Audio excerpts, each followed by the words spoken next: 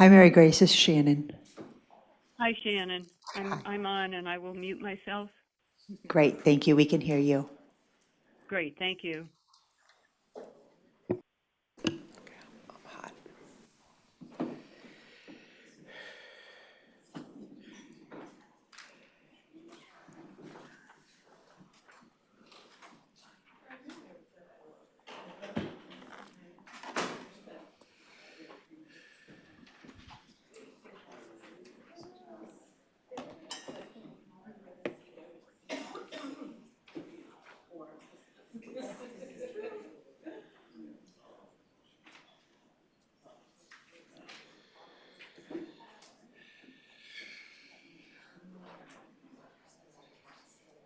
Not too much longer.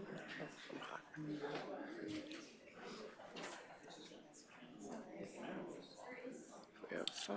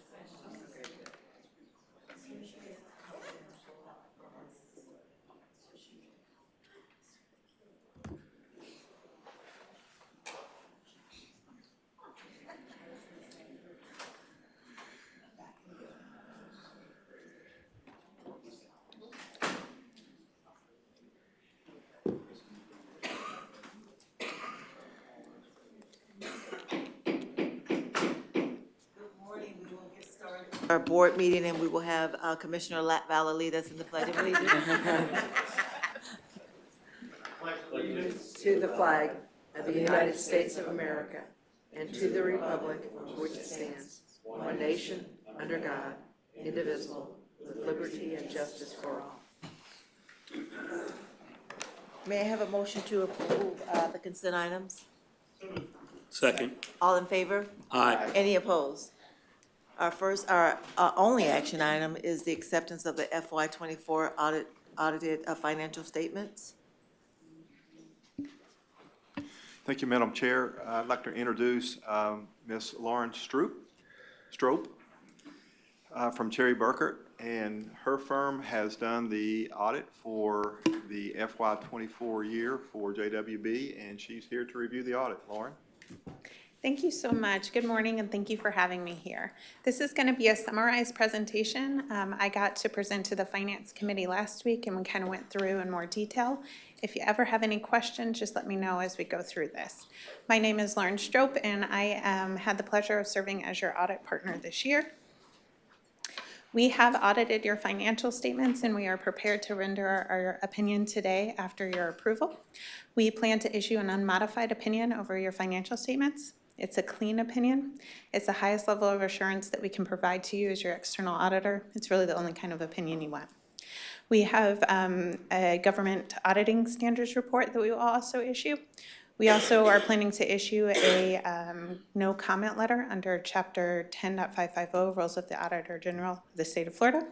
And finally, an unmodified opinion on your examination with investment policies here in the state of Florida as well. I did want to mention that you received the GFOA Certificate of Excellence for your 2023 ACFR report, which is the annual comprehensive financial report that's prepared.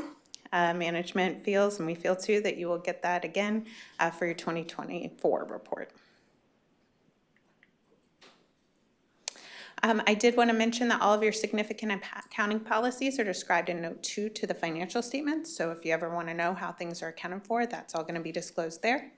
There were no new accounting policies or new standards that were adopted in the current year.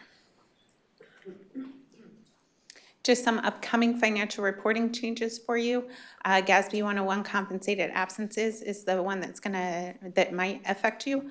I have a meeting with the CFO next month to kind of go over all of that.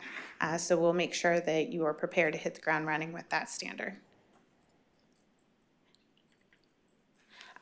We are required to communicate to you all corrected and uncorrected misstatements. What that means is after we as auditors receive the trial balance, if we have to say, hey, this journal entry needs to be made in order to bring the financial statements in alignment with GAAP or generally accepted accounting principles, that would be a corrected misstatement. An uncorrected misstatement is the exact same situation, only management did not correct that particular entry.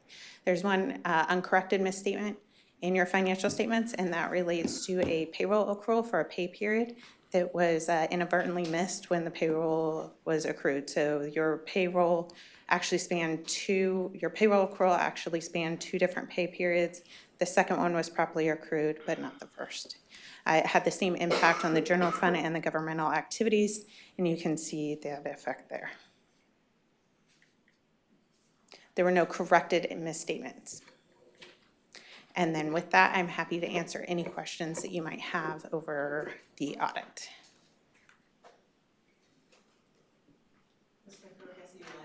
Oh, I'm sorry. But, no, we went through this at the Finance Committee meeting, and the explanation on the miss was expected. It was understandable, and I'm sure it's been corrected, so thank you.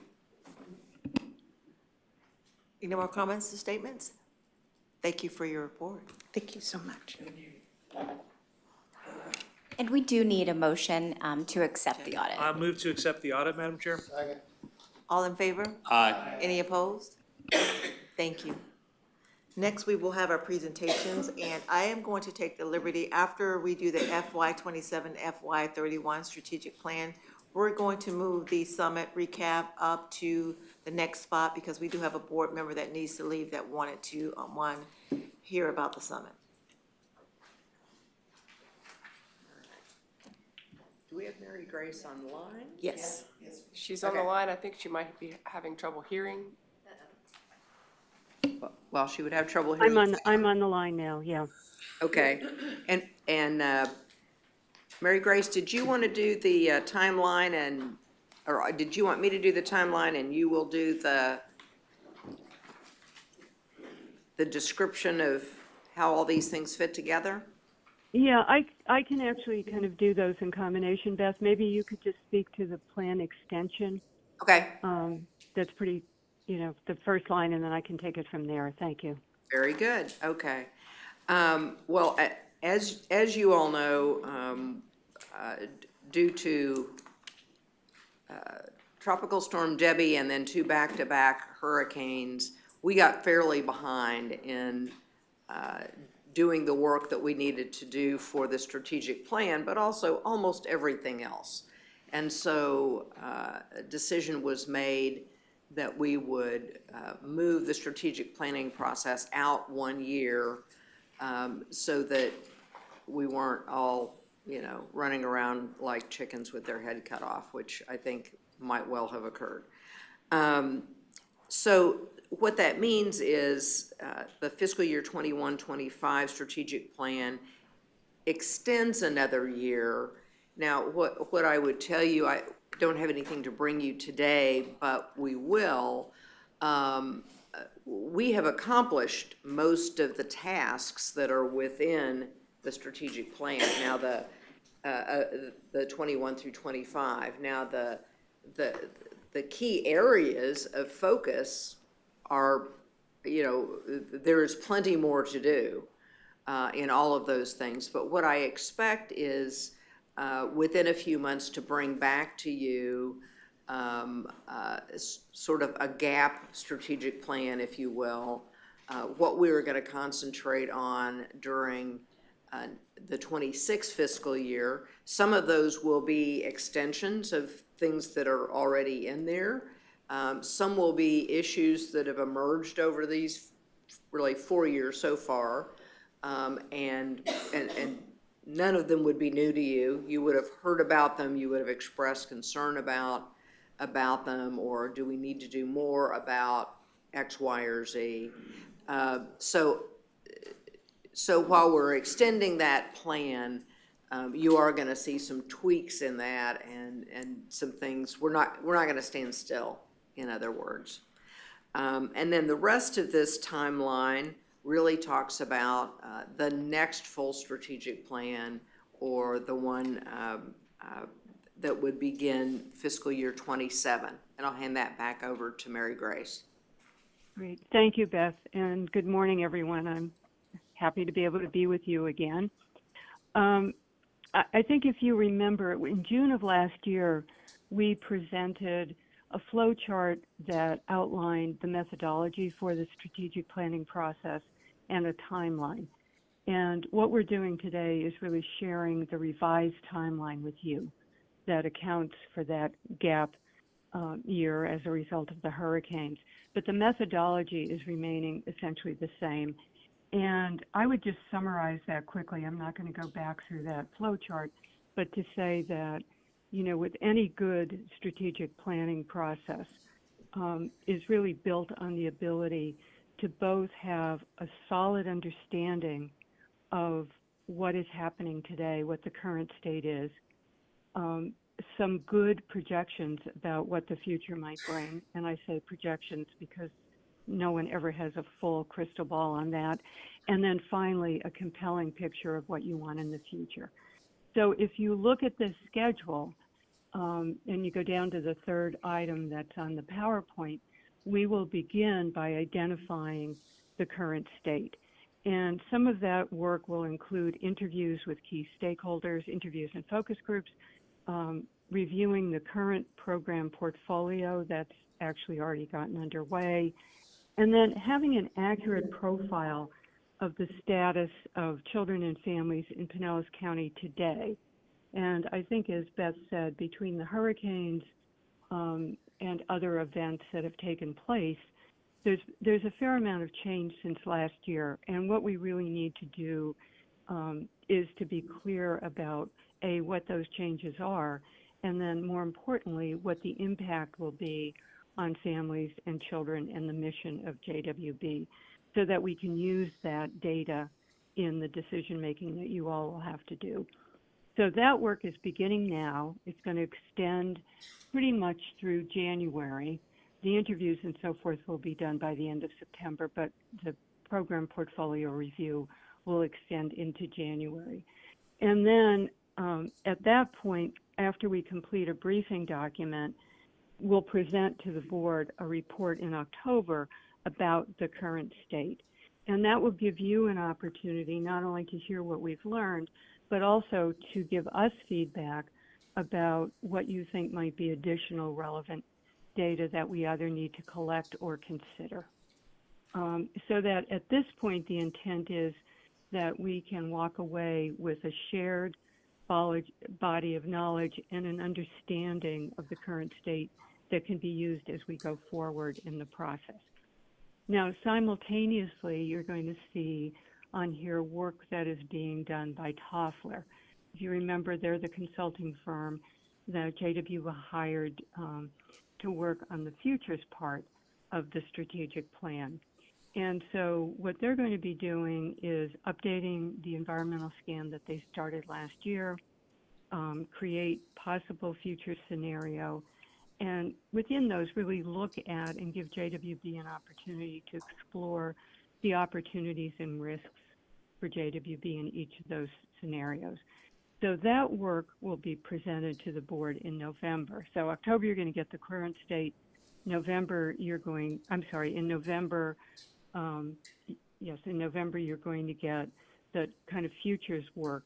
And then in addition to all of that going on during that period of time, JWB will also be doing two pieces of internal work that are really important. One is to assess your current organizational capacity, and the second is to be sure that whatever we're coming up with and thinking about has alignment with the financial projections and decisions that have been made. So if you look at the chart, what you're going to see is that in November, you're going to get that presentation from Toffler, and they will also meet with agency and community leaders so that there's an understanding of the basis for the plan as it evolves. And then if you look at, just skip a level for a minute, assessing alignment with financial projections, that's going to be happening during the first quarter of 26, because that's when you're really going to be putting budgets together and needing to think about that. And in the midst of that, we will be developing the plan framework. And that framework is going to include things that you're very familiar with in the sense of it'll include the result areas. It'll have suggestions for priorities within those result areas and ideas for strategies. And then that framework is going to be presented to you at the February board meeting, again, so that you have an opportunity to give feedback on it so that it can be, once again, revised, another iteration, make sure that it's as tight as it can be, so that in March, you will come together for a board workshop at the collaborative labs. And at that point, you're really going to have an opportunity to dig into what we hope is pretty close to the final. And then after that workshop, and I don't think, Beth, I don't think there's a specific date yet for that, but we're hoping for mid-March. Is that correct? Yes, that's correct. Yeah, okay.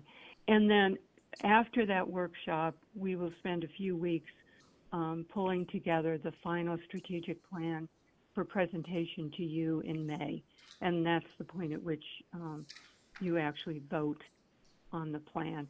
So, again, in summary, you're going to see that the methodology is very similar to what we presented to you in June. It's the timeline that has been moved forward with that. And I also want to say it's not on the chart, but once you actually approve a plan, then that's the point at which JWB staff moves very quickly into operational planning and implementation, thinking about things like what are the measurements that you want to use, what are the indicators of success that you want to hold programs to, that sort of thing. But that can't be done until there's actually an agreement that, yes, this is the plan we're going to be working from. So any kind of questions or comments on this? Thank you, Madam Chair, and thank you, Beth and Mary Grace. The Toffler workshop for August or September of 25, is that open to the public? Is that going to involve the board, or is that like internal with JWB staff? Like, how's that going to work? So my understanding, and Beth, I hope you will jump in on this, is that it will involve JWB staff and most likely the executive committee of the board. I don't think that there will be any external stakeholders at that point. They will have an opportunity to weigh in that November timeframe, probably the day after you hear the presentation. I don't remember which in November or what day your board meeting is, but if it's a Thursday, then that would happen on a Friday. Okay. And then we have a current state presentation to the board in October, and then Right. Toffler Futures presentation to the board in November. And then Okay. And then I think we jump ahead to February. when you get the framework, Yeah, it which says is March. basically a draft plan, and then the collaborative labs in March. And then at this point, we have it for May. Obviously, if it's ready for the April meeting, we would bring it there. But depending on how late in March the collaborative labs meeting occurs, then we may not be able to do that in the April meeting. So that's why the vote is there for May. Yeah, I understand we're in heavy information gathering mode, and we're also in environmental assessment and kind of predictive scenarios mode. Absolutely. The only thing I would caution is that, I'm getting visions of ghosts of strategic plans past, because I've been involved with probably like 2 or 3 of them at this point. In my recollection, I think it's effective to have a board workshop that might be a half day, that it is early, much earlier on than you have in this current GAT. And the reason being, we have new board members. We may say this area that we focused on for the last 5 years wasn't efficacious, or we don't need to focus on this as much as we need to focus on something else. I'm not gonna throw out any examples, but I don't wanna have like a finished product and then us say, oh, we don't want to focus on these 3 things. I don't think that works. So I would encourage us to have a board workshop maybe more in that October timeframe or that November timeframe, whenever you all think you have, enough data to give us at least something to work with. But if we're going to have significant strategic goals as a board, we need to communicate those to you, before you finish the work. Right. And let me say, Brian, part of the interviewing process will be to interview each board member individually, and that will probably happen. We're thinking that it might be more useful if it happens after the Toffler presentation to you, so that you have, the full range of both the current state information that's been collected, the Toffler information, and then using that, those interviews as an opportunity to do exactly what you're saying. We do not want to get so far down the path that we're saying, holy cow, are we off base here? But I don't know, Beth, I'm sorry I can't see you, so it's hard to know. Do you want to speak to this? Well, I was going to say that the way in which we had planned to address exactly that was to do individual interviews with every single board member, probably a third of the way in, maybe after we'd gathered a lot of the baseline data, but before we'd really gone forward with what the plan was going to be. If it's the will of the whole board that we have a session with everybody instead earlier, this is early. We can still do that, but that's the way we had planned to get good board input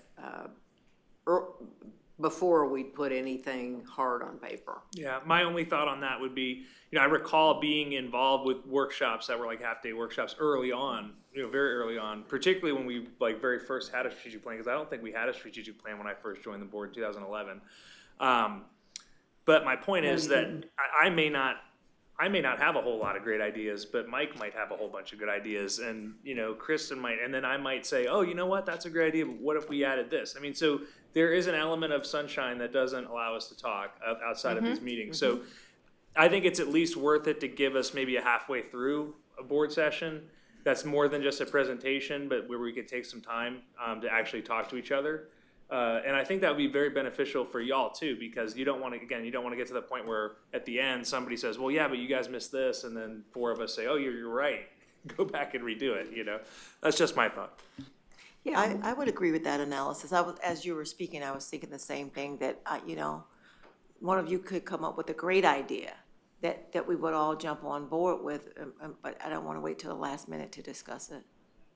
I totally agree with both of you. I think it would be valuable, my recommendation is, as long as it stays out of the sunshine issue, for us to get together with Toffler, have the board hear their thoughts, what they're thinking about in the overall plan, as well as provide our input. Because again, I think as Brian said, we may come up with ideas, some of which may not be what the board, total board feels that is important. It may be important to individuals, but it may not be important to the entire board. So I think we'd like to get through those, if we can, as early as possible, and then focus in on the real crux of what the strategic plan will be in the future. So, Because we had done some of the work the first time around, we were able to move some of these things a little bit earlier. So for instance, before the Toffler workshop was in October and the presentation to all of you was in December. Now it's a full month forward. So that gives us the time, we can make, at this stage of the game, we can make the time work, but that does give us that time. So December might be a time we could do what you're talking about. And by then you would have heard both current state and you would have heard Toffler. So it's not that there isn't more to know, but you would have heard the real big chunks of current state and future by then.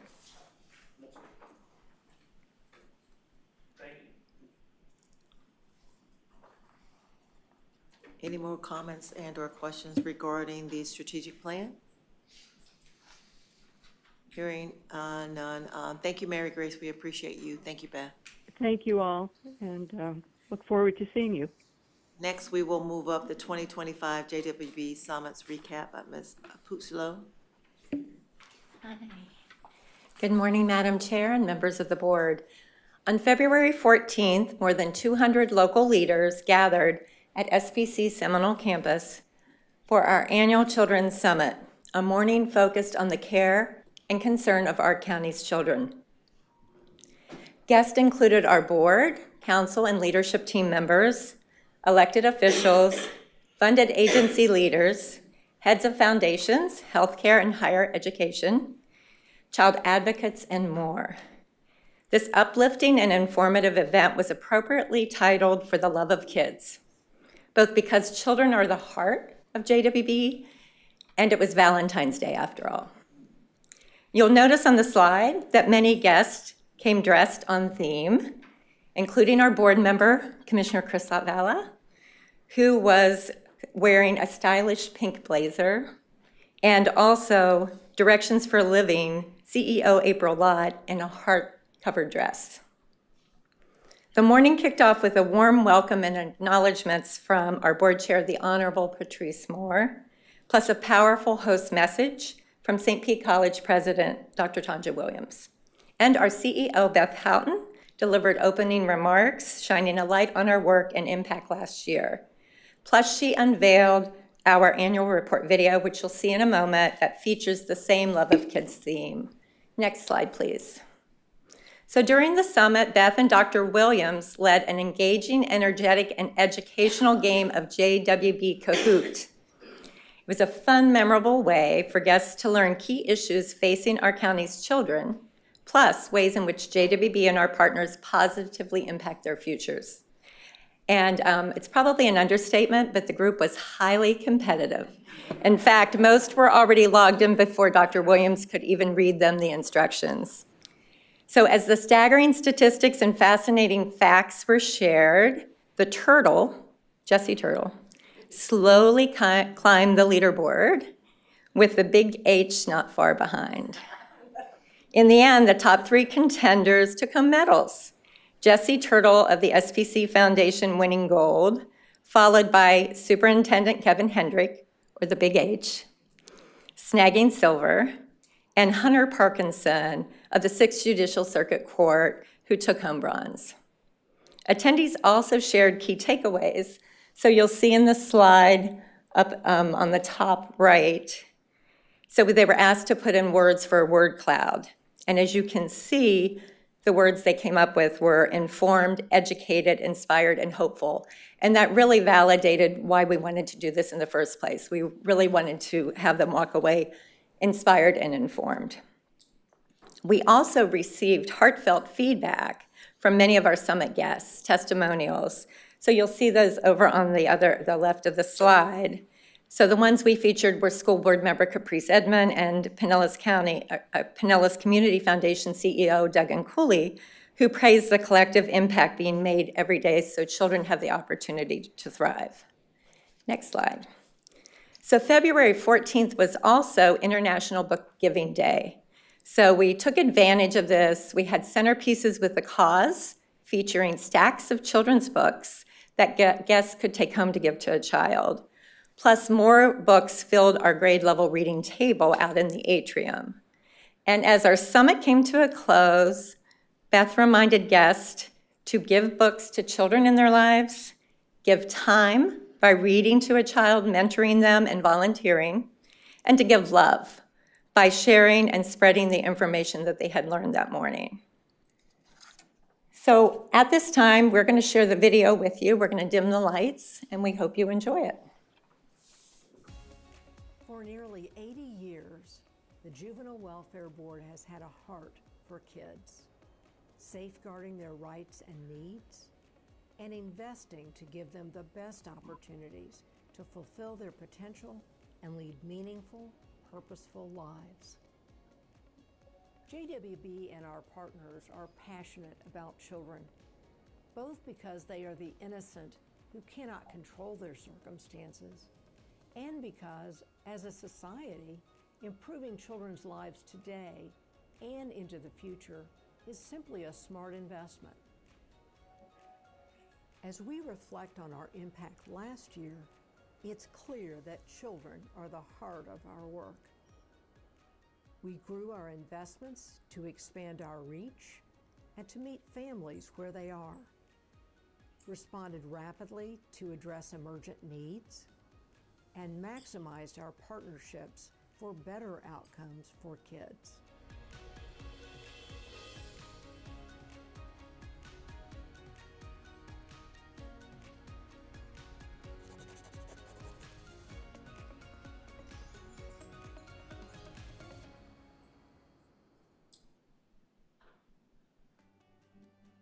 Last year, JWB invested $110 million in 98 quality programs with 51 nonprofits that strengthened the lives of more than 77,000 children and families. Plus, tens of thousands more benefited from JWB campaigns and initiatives. The impact of these investments was huge. 9,000 parents received brain-building bags to keep babies on track. Plus, thousands more visited our new Turbo Babies exhibit. 14,000 books went to parents from Reach Out and Read Pediatrics. And JWB's newest Quality Early Learning Center opened in Clearwater to serve working families and their babies. JWB's School Success Youth showed promise on Florida's standardized assessment, with scores trending up for both math and English language arts. 6,500 families were reminded that kindergarten counts for early school attendance. And our grade-level reading campaign gave away 16,000 books to kids, thanks to VIP volunteers aboard our summer book bus.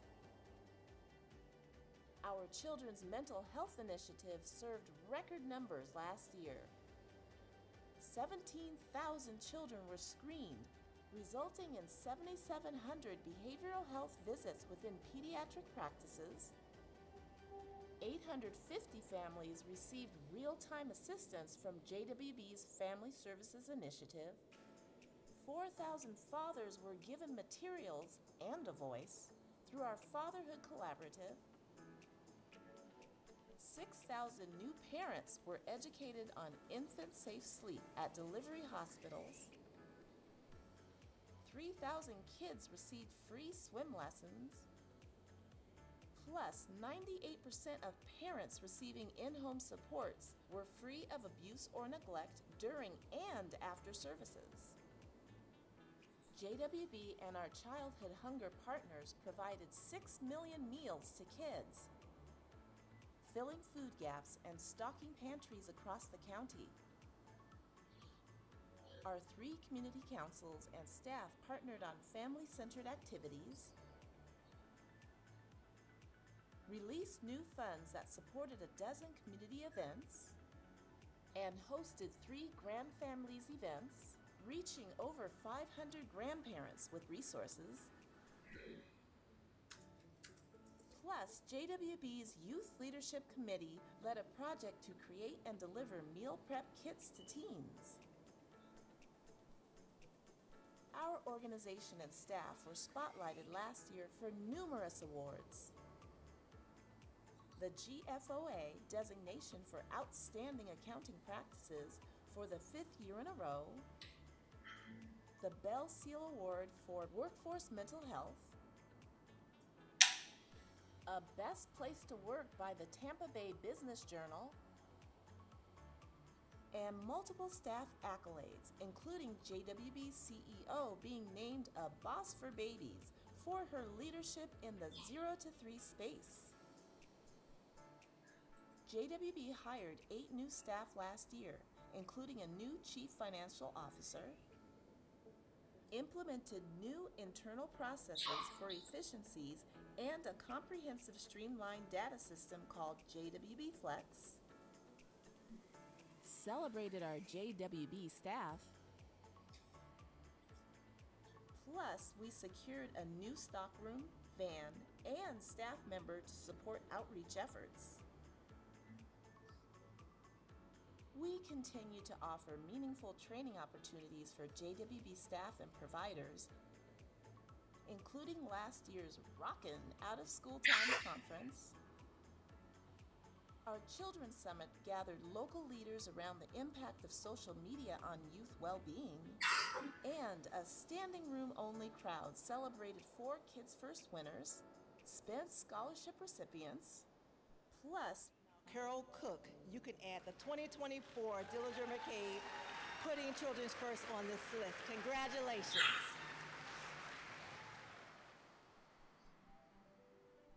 JWB approved more than $14 million in new program investments last year, including $3.5 million for 12 new programs aligned with our strategic plan, $2.6 million for capital improvements to funded programs, investments to grow JWB's campaigns and initiatives, plus program increases to expand services, target critical needs, and address funding losses. As the chair of the board, I'm most proud of the actions that we've taken this year. As a board member, we stress putting today's money for today's children. As a judge, I am most proud that JWB has invested in grand families. It keeps kids out of my courtroom, but it also gives the grandparents the services that they need to make sure that their grandchildren and great-grandchildren are cared for in the community. JWB stepped in when federal funding cuts threatened access to life-saving domestic violence and family legal aid programs, and to meet critical needs like family homelessness with targeted investments in rapid rehousing, a best practice intervention designed to quickly move families into permanent housing first.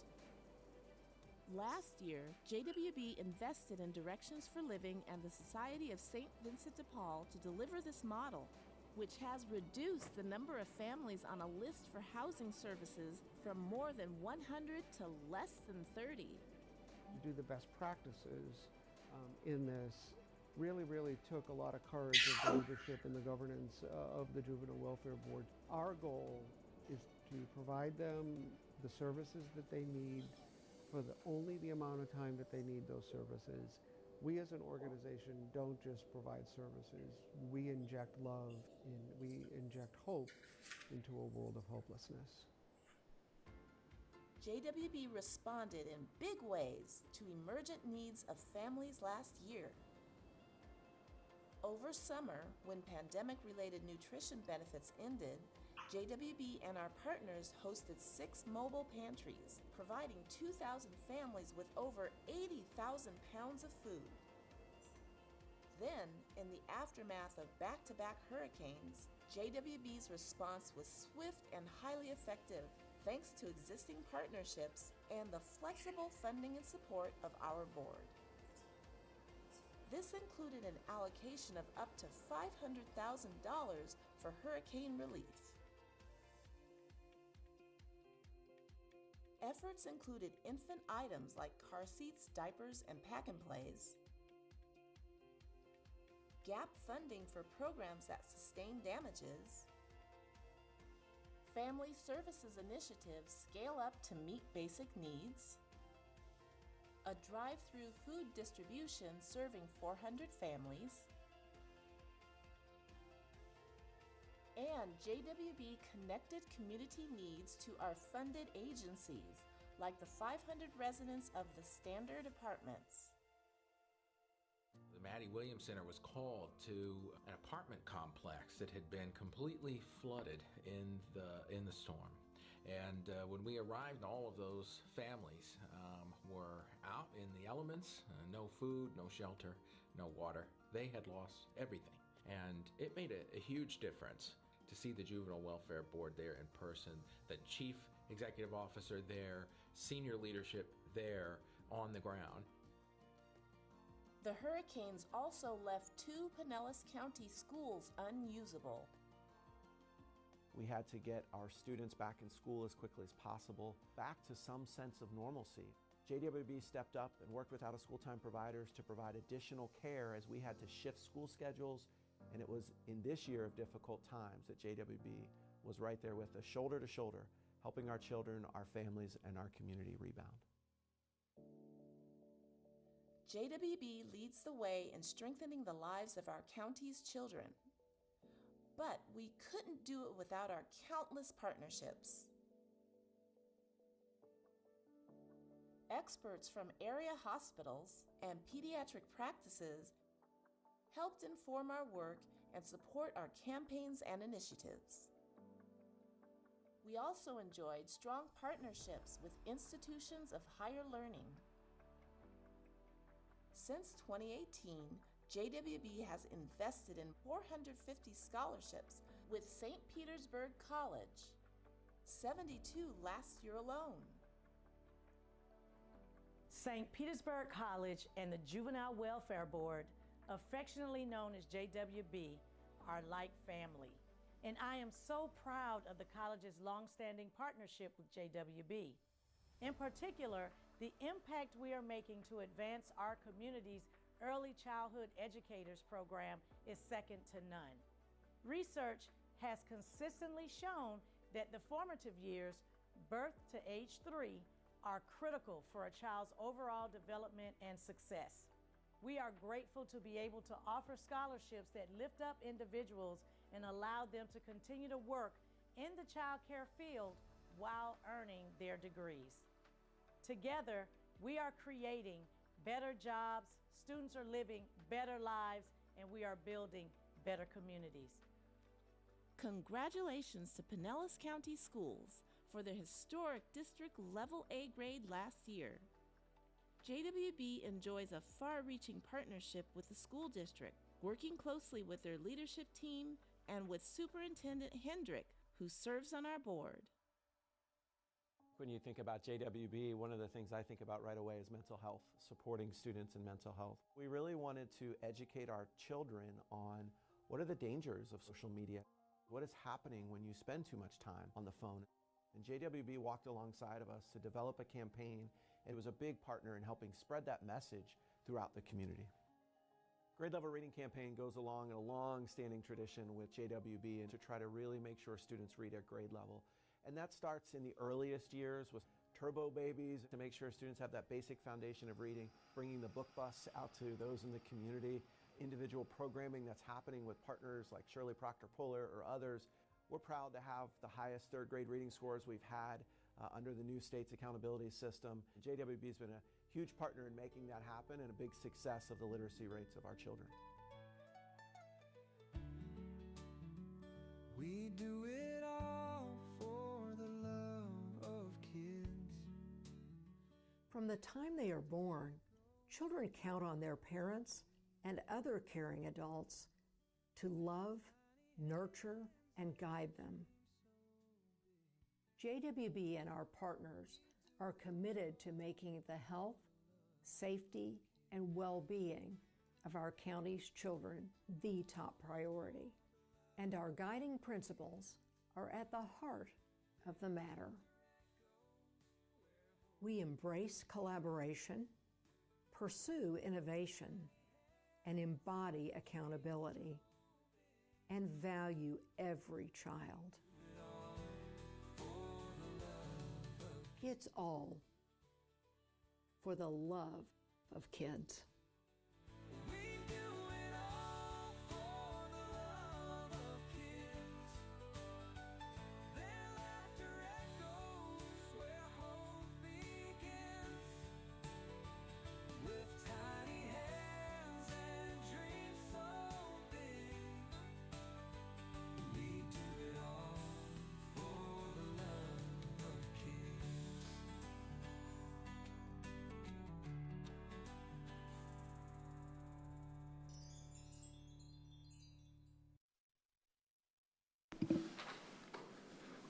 I just wanted to thank all the board members who took part of that in that video, being part of the production, so thank you very much.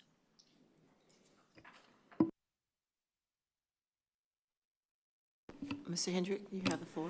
Yes, thank you. I just wanted to thank April and the team for the work that you did. I thought it was a great event, particularly because I participate in a number of those trainings, and to have the technology actually work and to keep people engaged for over an hour was really remarkable. And I think not only did people leave there energized and had fun, but also they learned a lot. They learned the JWB story, they learned the facts, the figures, and things that they didn't know. You know, some of them were easy, low-hanging fruit questions, but others were more detailed. And I thought the team did a great job putting that together. And great hosts from Beth and Dr. Williams in keeping the crowd entertained during that time. So kudos to the team. I thought it was a great event. Thank you. Thank you.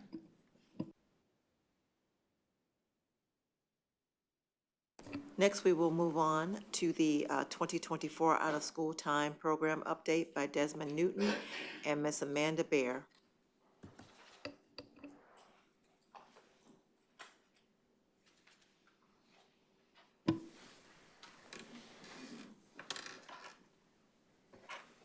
Good morning. My name is Desmond Newton, and I'm a senior program consultant here at JWB, and I'll be providing a brief update on the out-of-school time portfolio. And since the last time we had an update on this portfolio was in 2022, and since then there's been some changes to the way that we understand the academic data.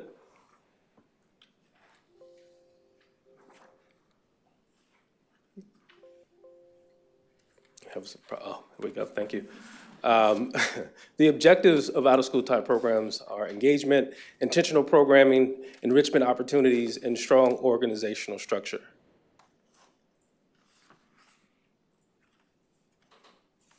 Okay, so when we look at engagement, what we're looking for is that kids are consistently attending the program, as well as when parents are engaged, it creates a strong organizational structure that extends beyond the classroom. Additionally, research shows that attendance in after-school programs also support school attendance. So let's talk about intentional programming.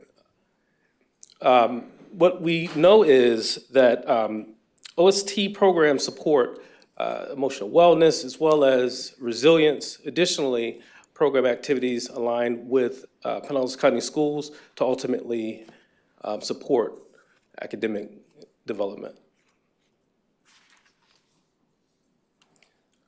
So another part of programming is enrichment opportunities, and this includes project-based activities such as STEAM or STEM activities, as well as educational experiences such as career development field trips, which are fun and engaging for the kids. Next slide. The final component is organizational structure. And that means agencies maintaining a safe environment for the kids, also well-trained staff, and collaborative partnerships with various agencies in the community and vendors such as the Florida After School Incorporated. Now I'll return it over to Amanda, and she will talk about the data for these programs. Thank you.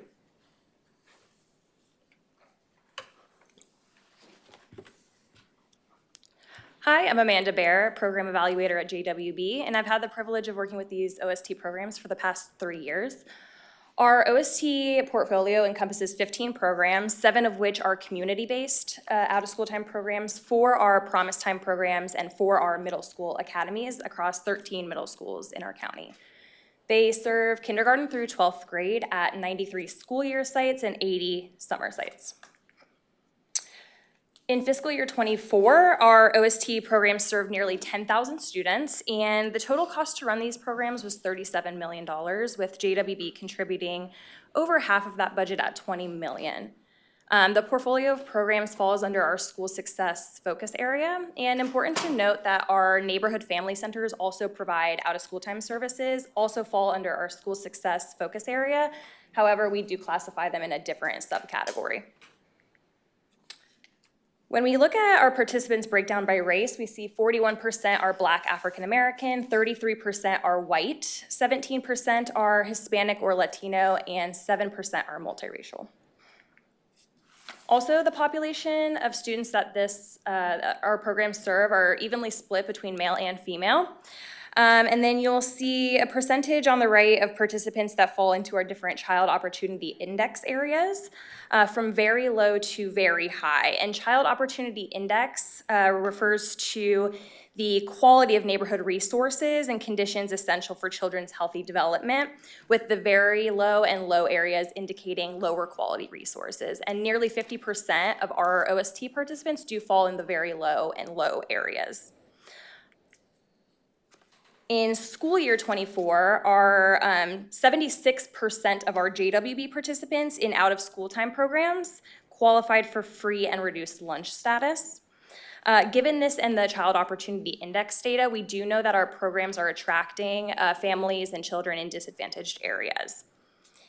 And then you'll see, additionally, 20% of our OST participants have an indicated exceptionality, and an exceptionality refers to a condition requiring specialized support in the school system. This could be things like a speech and language impairment, emotional behavioral disability, and 1 in 5 of our participants do fall in that 20%, and they do bring unique challenges to the sites that they attend. But we are able to serve these children and ensure they are able to thrive. So research shows that students who attend their program days at least 70% of the time experience significant benefits in academic growth and school engagement. Across our OST programs, you'll see that 76% of our participants are attending their programs that 70% of the time. And this is helping our students stay on track and succeed. This year, we're really excited to bring learning gains data for the first time in several years. And this is because we have 2 years of fast assessment scores from May 2023 to May 2024. So we're now able to track 1 year to the next. And our data shows that 56% of our students have made a learning gain in English language arts, and 60% have achieved a learning gain in math. And the learning gains calculation we do is defined by the Florida Department of Education. So what does a learning gain look like? So I want you to imagine a 3rd grade student who ends the year at a level 2. So they are behind grade level. But they move on to grade 4 and they work really hard during the year. And then they still end up at the end of the year with a level 2, but a higher level 2. And so what we know is that they're still behind, but they are making progress. And so those are the kids that are in those yellow and blue bars. We know that they're moving forward, even though they're not on grade level yet. And we're excited to keep tracking learning gains moving forward and using this data to support our students' growth in academics. Here you'll see how our OST participants compare to our students in Pinellas County in proficiency levels, which looks at the percentage of participants who are a level 3, a level 4, or a level 5 on the FAST assessments.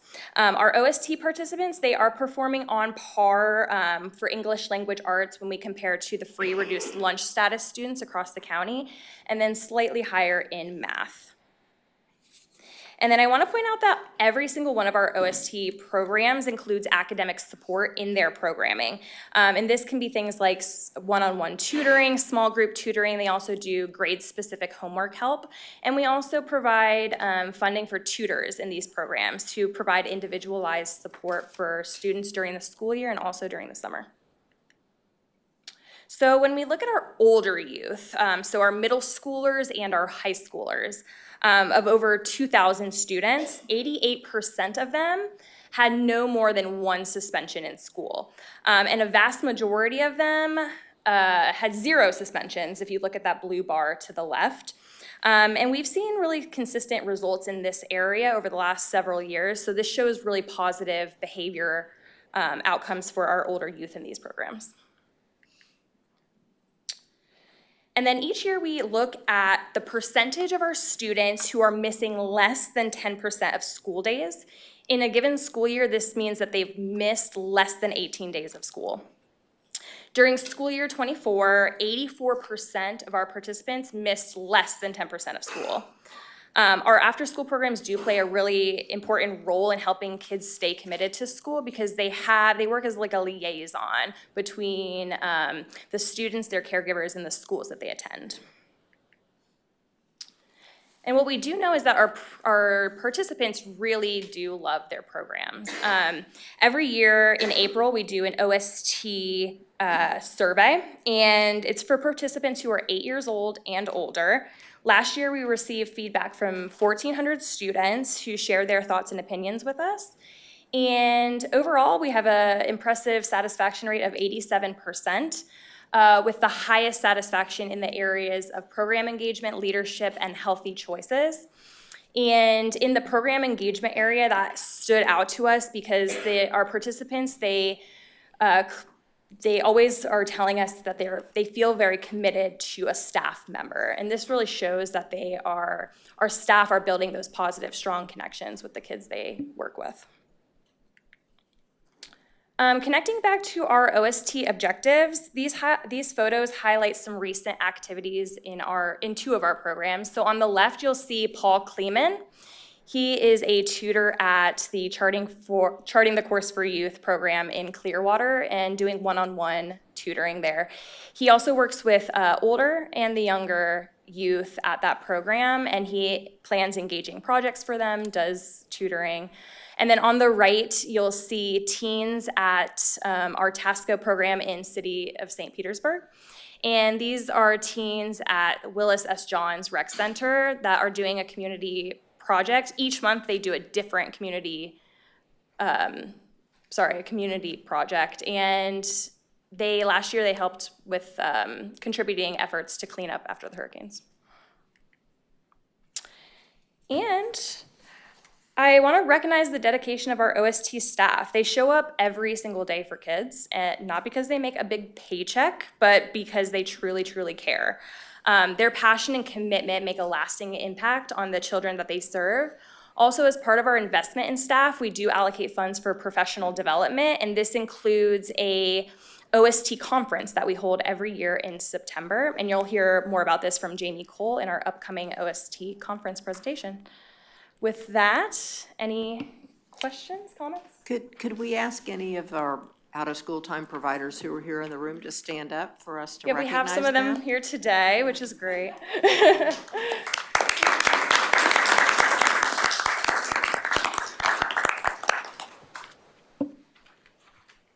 Go ahead, Hey, Mr. Madam Evans. Chair. Thank you, Desmond and Amanda, and thank you, Beth. This is an awesome presentation. I'm just super excited about how successful you guys have been. Our agency partners on this, is this where we partner with the Y and other, who all is involved with that? Is the YMCA, the Suncoast? We saw a group from our club. Okay. And Shirley Proctor Fuller. Great, yeah. And definitely Y of the Suncoast, as well as Y of St. Petersburg, Boys Club. Those would be the larger ones, not necessarily the most important, but the larger ones. You're right, yeah. Boys and Girls Club, our club, and the Ys are our big groups. But then our community programs, we have PAL, we have Cops and Kids up in Tarpon Springs. We work with Charting the Course for Youth. You saw a photo of them. They're in Clearwater. Tasco, Tasco, City of St. Pete. City of Dunedin, so. Great. And do we feel like we're well covered throughout the county? Like, are there any areas where don't have as many, resources for OST? How do we feel we're doing with that in terms of geographically? We are spread, definitely across the whole county, even North County. Great. This is definitely one of those areas I'd be willing to invest more in for strategic planning. So I'm really glad we had this conversation. One thing I'd like to know, if we can find out, this may be a data point that is unknowable, but the slide between the children who are making gains on the FAST and then how many are on grade level, which I was really pleased to see how many are on grade level. I'd love to know how many were below grade level when they came into the program, and then how many do we get to grade level? Okay. It's not hypercritical, but it's just awesome that you have so many that are on grade level. Yeah, and we do have that data. We could look into that. I will say that the majority of these kids in our OSC programs do come in at a level 1 and a level 2. Wow. Well, Yeah. good work. And then finally, nutrition. Are we feeding them and making sure they're well fed and they're not hungry and all that? Yeah, most of our programs do have feeding like snack, and as well as work with the school system if they have dinner or serve breakfast at the schools. Great. Well, great job. Thank you, guys. Thank you. Thank you. Next, we will go into our 2024 out of school time conference update by Jamie Cole. Hello and good morning, JWB board members. My name is Jamie Cole and I'm the training specialist at JWB. I'm excited to share the highlights and successes of JWB's 5th annual out of school time conference, otherwise known as the OST conference. It's been my great pleasure to plan this conference annually. The OST conference is a powerful professional development opportunity for frontline staff who work at JWB funded before and after school programs. These include programs co-located with Pinellas County Schools and at community-based sites, and they are operated by area municipalities or city municipalities and area nonprofits. We also invite staff from JWB's 7 neighborhood family centers, given that they provide before, after, and summer programming for youth.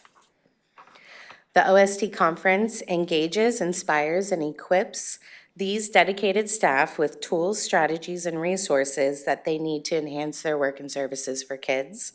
It provides networking opportunities with their colleagues and with other industry professionals who are their peers. And as importantly, it builds morale and it promotes staff retention, all in which reinforce workforce stabilization. This conference originated in 2019, thanks to the funding provided by you as our board. It's typically held at the start of each school year, and it sets the stage for a successful school year, and it really serves as a strong motivator for our out-of-school time staff. We prefer to host the event in person, but there were years where the event was held in a hybrid format, and we had smaller agency-led watch parties in the years following the pandemic.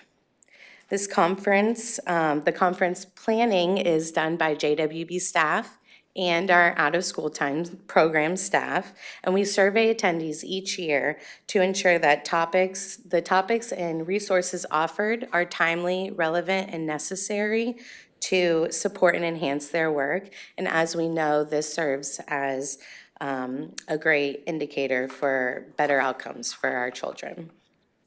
Last year's conference was held at Ruth Eckerd Hall, and it was on September 14th. And since it was our first time back together since COVID, we had a theme called Together We Rock, with more than 300 participants representing 23 organizations attending. And we all enjoyed a vibrant atmosphere packed with engaging speakers and highly informative sessions. Joining us were members from Pinellas County Schools leadership team, Jennifer Dull and Kimberly Hill, who connected with out-of-school time staff at the conference. We also took this opportunity to share JWB's partnership with Pinellas County Schools relevant to their new digital responsibility curriculum, including that September was Start With Hello month. And this month focuses on creating a sense of belonging and connection through kindness. OST staff were inspired by a nationally renowned keynote speaker, David Flood, with a message of connection, resiliency, and the importance of showing up for youth. Subject matter experts provided valuable insights on behavior management, positive reinforcement techniques, and the power of mentorship. And an educational comedy troupe taught participants how to use improv to engage students and youth, and kept spirits high during the conference. Plus, supervisors enjoyed a special training session on how to cultivate a protective environment and a safe environment for program youth. Other conference highlights include more than a dozen overlay provider who are essentially vendor tables showcasing creative enrichment activities that could be integrated into their programs to enhance learning. These activities include drumming, robotics, and engineering. A Reading Rocks Corner to promote grade level reading proficiency, featuring valuable literacy resources and future professional development opportunities. There was a mini library giveaway, which was a special giveaway with bookshelves stocked with children books for all ages for their programs, and Together We Rock swag bags filled with practical items to support self-care for OST staff. Our survey reinforced that this is a valuable professional development opportunity for out-of-school time staff, and they look forward to attending it each year. The vast majority of OST staff found that the conference topics and information were highly beneficial in their roles as youth care professionals, and they shared that their engagement with overlay providers sparked creative ideas, helping to set the stage for expanded enrichment opportunities in their programs. The conference also strengthened the capacity of OST staff. They gained a better understanding about the importance of showing up for youth.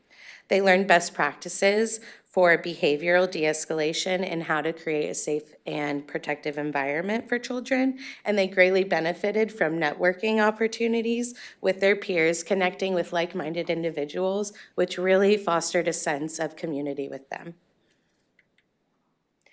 The conference continues to reinforce JWB's commitment to investing in quality programming, professional development, and capacity building of our out-of-school time staff and programs aligned with our strategic plan. At this time, I'd like to invite members of our planning committee to stand and be recognized.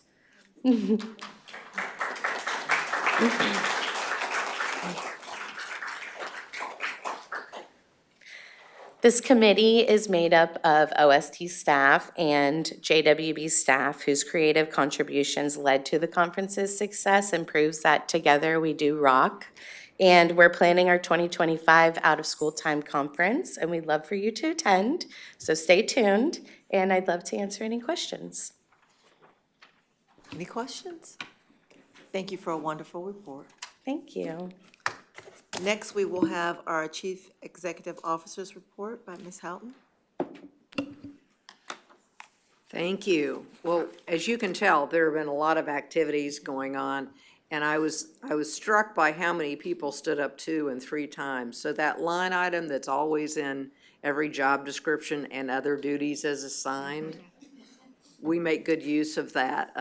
For events in particular, you need a small army, and it's heartwarming to see how many people raise their hand and say, sure, you've got a summit to put on and you need 10 more people to do X, Y, or Z, and they do it. Or the OST conference, you saw a lot of familiar faces in those pictures. So sometimes we do get to the point where we say, we can't just keep filling in by extra people who also have jobs to do. It might be time for this expanding program to actually add a staff person, and I'll mention one of those. Yesterday, in this room, JWB hosted 40 members of the Pinellas Leadership Class for 2025 for their Human Services Day, which allowed JWB to share its important work to strengthen children's lives.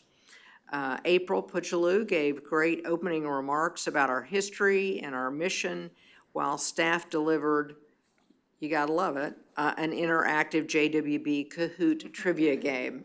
Once you find something that works, you keep on going. And of course, with all of those, we can move the questions around and make them, longer, shorter, make more sense to the group, and so on. The leadership, Pinellas members also visited our our tables out in our hallway that include Facts at a Glance, Children's Mental Health Impact Sheet, Turbo Babies Racetrack brochure, and more, to give them a broader idea of the kinds of things we do other than fund programs. We have a special thanks to Mary Jo Plews, who's the Executive Director of the Healthy Start Coalition of Pinellas, who we work with and fund certain programs with, who is chair, I believe, last year and this year of Leadership Pinellas, who brought the group to JWB for the second year, exposing even more local leaders to the work and the impact of JWB and our partners.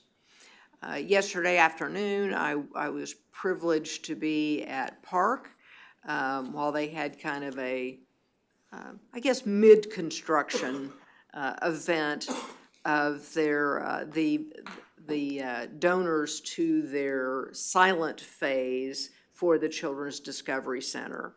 And because I'm sure you remember every single line item on our long spreadsheet of capital items, within that, we funded a significant amount of the interior furniture and other items that were inside. So we do not, by policy, fund capital campaigns, but it was a way for us to be part of a program that we've been connected to for a very long time and does very good work.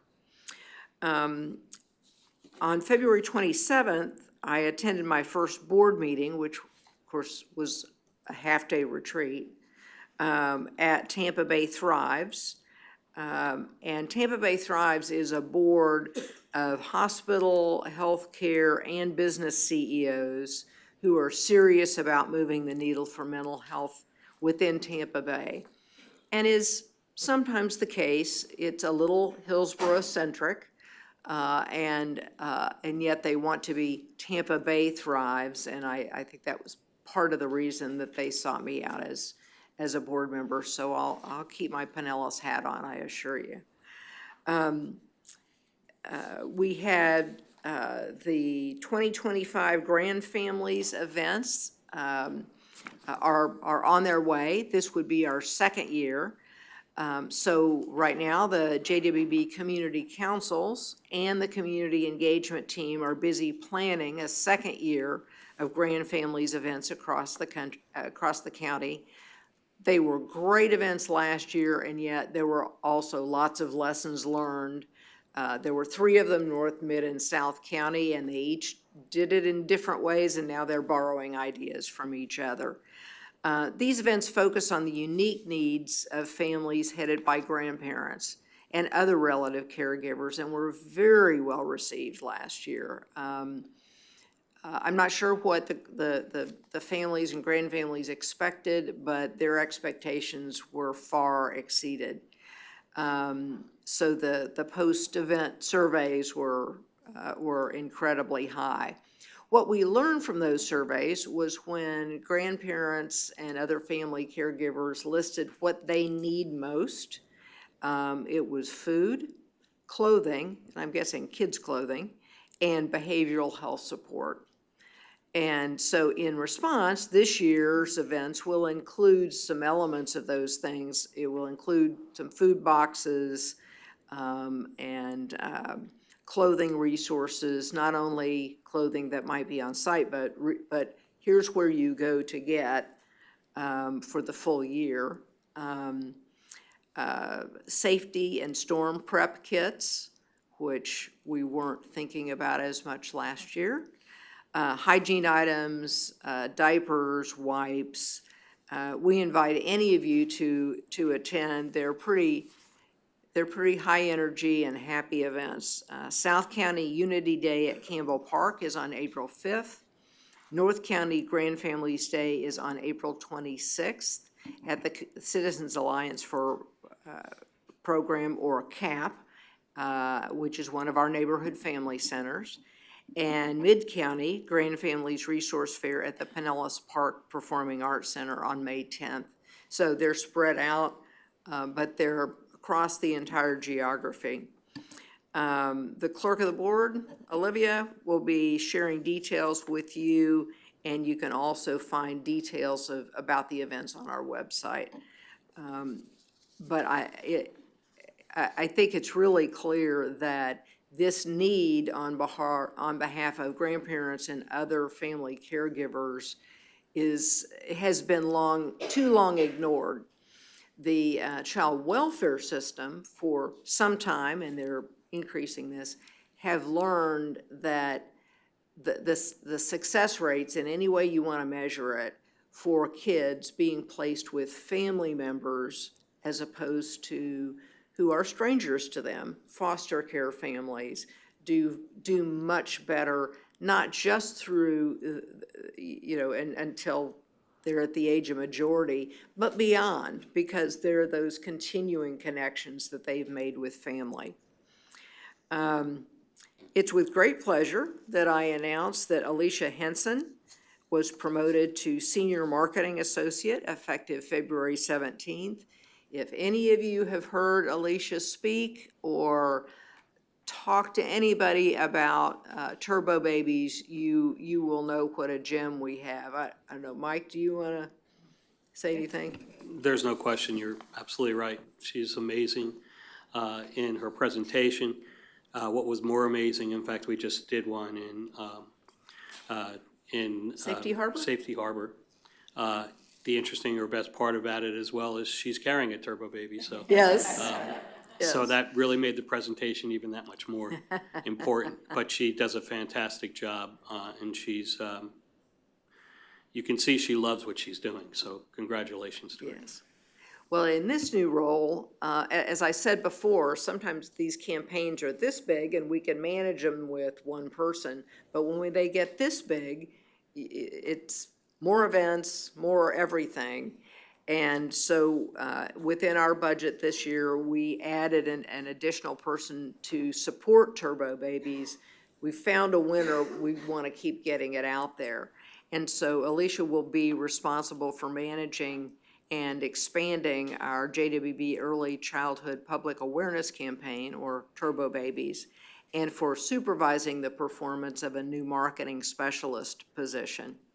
Since she joined us, Alicia has identified, onboarded, and trained new campaign partners. It's not as simple as saying, here's a box of the bags and just, hand them out randomly. She has led an interdepartmental team to help spread the campaign's message and grow its reach. So for instance, when we talk about Yaya and her team who are out at events, they have been cross-trained, if you will, to be able to talk about our campaigns, including Turbo Babies, so that spreads the reach even further. Alicia has developed an evaluation methodology and dashboard for key performance indicators, managed the annual campaign budget and related procurements of interesting things to procure in large quantities, the small books, keys, and other such things, as well as implementing a media and marketing plan, which included the production of a new campaign video that I'm pretty sure all of you have seen, website enhancements, and served as the face of the campaign for media appearances, speaking engagements, and board presentations. So she's been out of the box with lots of energy and lots of effective energy. While in her role, the number of campaign partners, which may be the biggest secret to success of all of this, the campaign partners have more than doubled. We have new strategic partnerships that have launched, and the campaign's board established goals of reach have all been met and exceeded. So please join me in congratulating Alicia on this well-deserved promotion as she and her pit crew partners strive to keep babies on track from birth to 3. Is Alicia in here? She back here? Oh, she's not here today. Is she in the other room, maybe being shy? I don't know. But we'll tell her it was, you all were very excited about her work, which I know you are. We are midway through a board policy required 3-year compensation and classification study. You approved the budget both for the study and the work, as well as any indicated salary increases to ensure that JWB stays in line and competitive within the community for the kinds of positions we have, but also that there is a reasonable fairness across JWB with, it is hard to say comparable because we have ones of a lot of things, but to try to make sure that we stay comparable across the organization and that there's reasonable fairness across the organization. Earlier this week, I participated in the Community Health Needs Assessment that all nonprofit hospitals are required to do, and the health department participates in. This was on the entire population. There will be another one soon based on pediatrics, which we'll also attend. And my last item is to join us in to bid farewell to Lynn De La Torre, sitting right up front. We invite board members to join us as we bid a fond farewell to Senior Manager of Accounting Lynn De La Torre on Friday, March 28th, as she retires after 21 years of service to JWB. We'll gather here in Conference Room 191 from noon to 1:30 to honor her achievements and express our gratitude as she begins this exciting new chapter in her life. So I don't know how many board meetings it would be, but this is Lynn's last board meeting. So congratulations. That's it. That's all I have. Next, we are at our informational items. Do we have any comments? Does anyone from the board want to discuss any of the informational items? Okay, then we will go to our open agendas and then we'll do our milestone. Nothing on the open agenda as well? Okay. Let's go to our milestones, Mr. Bartlett. All right. We got 2 today. So Jomar Lopez, 5 years, and Jeannie Evoli, 33 years. Wow.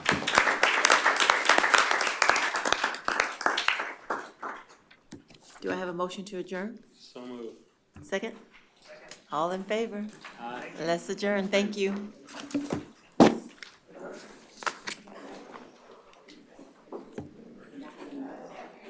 Hope that Jeannie Evoli took advantage of Rob. Old boss used to say, well, I have a job for another month.